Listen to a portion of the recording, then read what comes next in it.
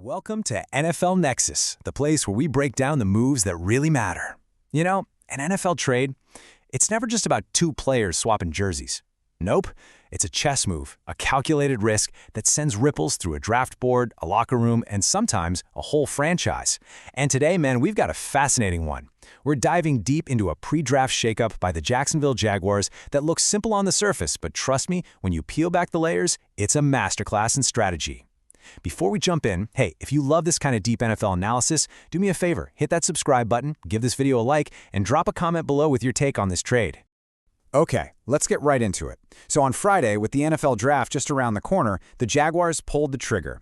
They sent defensive lineman Mason Smith, a guy they drafted pretty high a couple years ago, over to the Atlanta Falcons. Coming back to Jacksonville is defensive tackle Ruke Orhorhoro.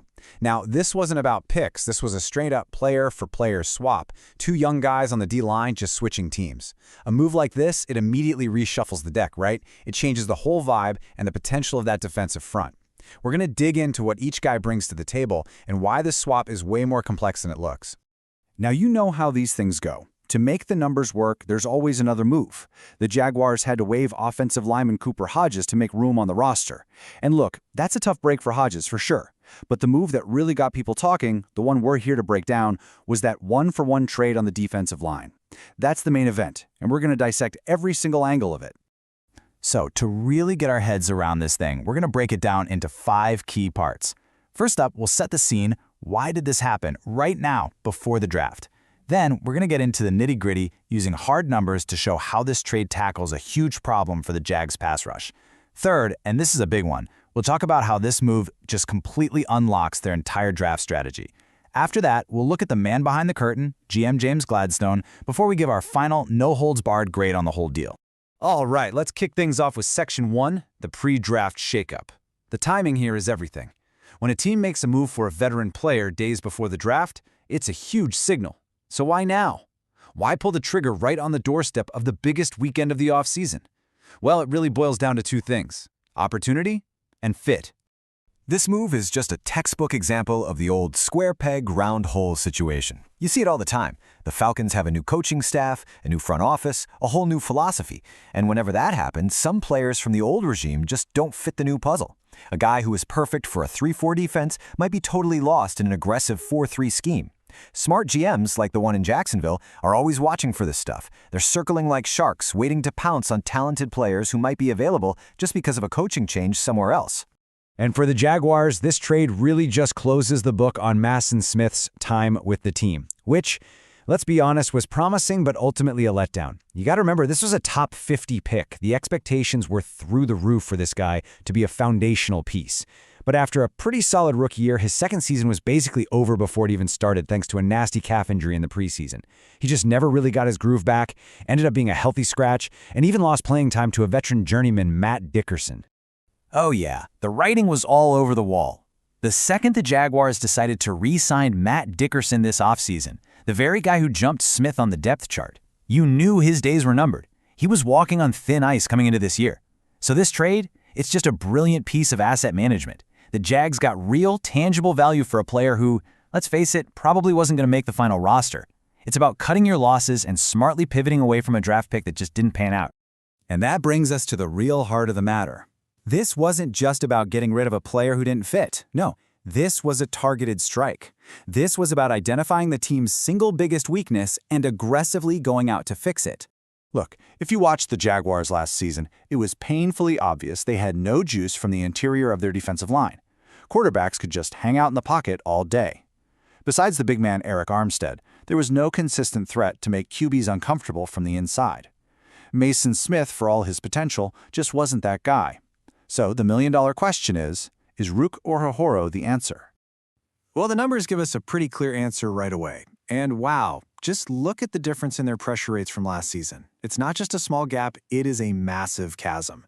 For an interior D lineman, a pressure rate around 5% is average. You get up to 7 or 8%, that's really good.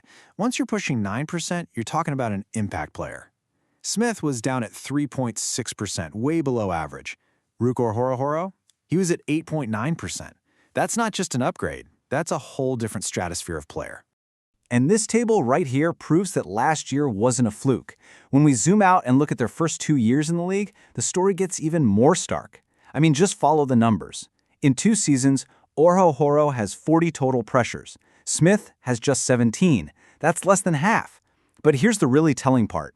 Look at the trend. Orhorhoro's pressure rate actually went up from year 1 to year 2, from an already great 8.5% to 8.9%. Smith's rate? It went in the opposite direction, dropping from a mediocre 4.9% down to that rough 3.6%. One player's getting better, the other was getting worse. Let me just put this in the simplest way possible, because this stat is kind of mind-blowing. In the 2023 season alone, Ruke Orhorhoro got 32 pressures on the quarterback. That one season is almost double Mason Smith's entire 2-year career total of 17. Just let that sink in. What Orhorhoro did in 1 year is more disruptive than what Smith did in 2. That's not a small upgrade. That's a complete game changer for that spot on the roster. And it wasn't just hurries, either. He tacked on 3.5 sacks last year, so he knows how to finish the play. And for one last piece of context, this is the kicker. Let's compare Orhorhoro not just to the guy he's replacing, but to a guy the Jags might have been targeting in the draft. His 8.9% pressure rate last year was actually higher than Mason Graham's, a big-name defensive tackle prospect a lot of people thought the Jaguars should or would take with a high draft pick. So with this one trade, they got a guy who's already producing like a top draft pick, and they didn't have to spend a premium pick to get him. It's just so smart. Okay, this is where the real 4D chess of this move comes into play.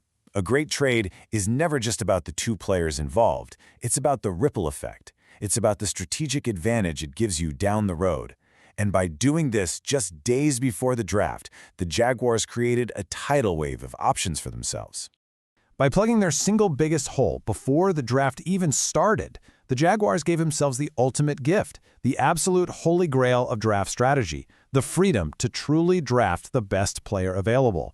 They are no longer desperate. They aren't backed into a corner where they have to take a certain position. That desperation is what leads to so many draft day mistakes, and they just took it completely off the table. This just blows their draft board wide open. Think about it. When they're on the clock at pick 56, before this trade, they were pretty much locked into taking a pass-rushing defensive tackle. But now, if a top cornerback falls into their lap or an offensive lineman they love is still there, they can just take them, no questions asked. It even helps if they still want a D-tackle. They already got their athletic pass rusher, so if a massive run-stuffing nose tackle like Caden McDonald is sitting there, they can grab him and create this incredible thunder and lightning duo on the inside. It stops them from reaching for a need, which is how you win drafts. Now, you can't really appreciate this move without understanding the guy who pulled the strings. This wasn't some random trade. This is a perfect example of the philosophy of Jaguars GM James Gladstone. This is just how he operates. This quote just says it all, doesn't it? Gladstone has a reputation around the league for being one of the most aggressive, most relentless GMs in the game. The guy is always on the phone, always exploring every possible angle to get an edge. While some GMs treat the offseason like a few big events, Gladstone sees roster building as a 365-day-a-year job, and he uses every tool in the toolbox to get it done.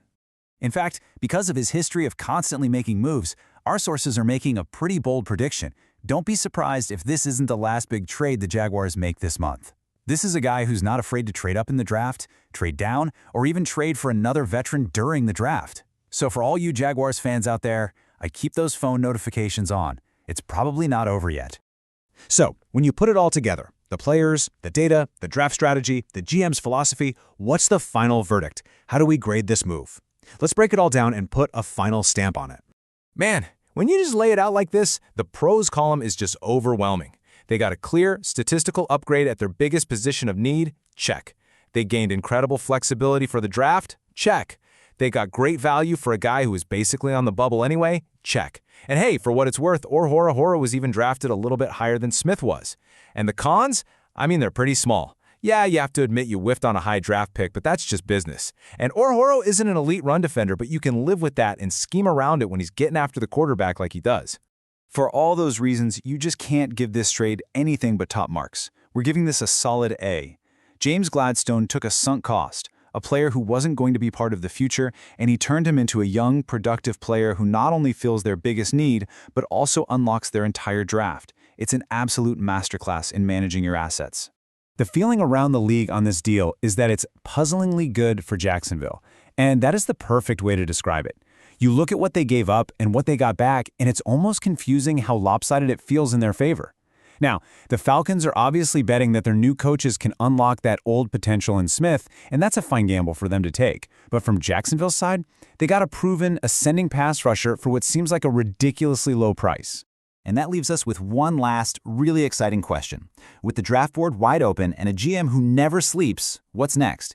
This trade wasn't just a one-off move. It was a statement. It showed everyone how this team is going to operate. So the question isn't if they'll make another move, but when, and who's the next player to put on a Jaguars uniform. Thanks for tuning in to NFL Nexus. If you enjoyed this breakdown, you know what to do. Like, comment, and subscribe for more. And hey, real quick, if you want to support the channel, we've got some awesome coloring books for football fans of all ages. They're perfect for kids, grandkids, even for you. The link is in the description, or you can just scan the QR code on the screen. We'll see you next time.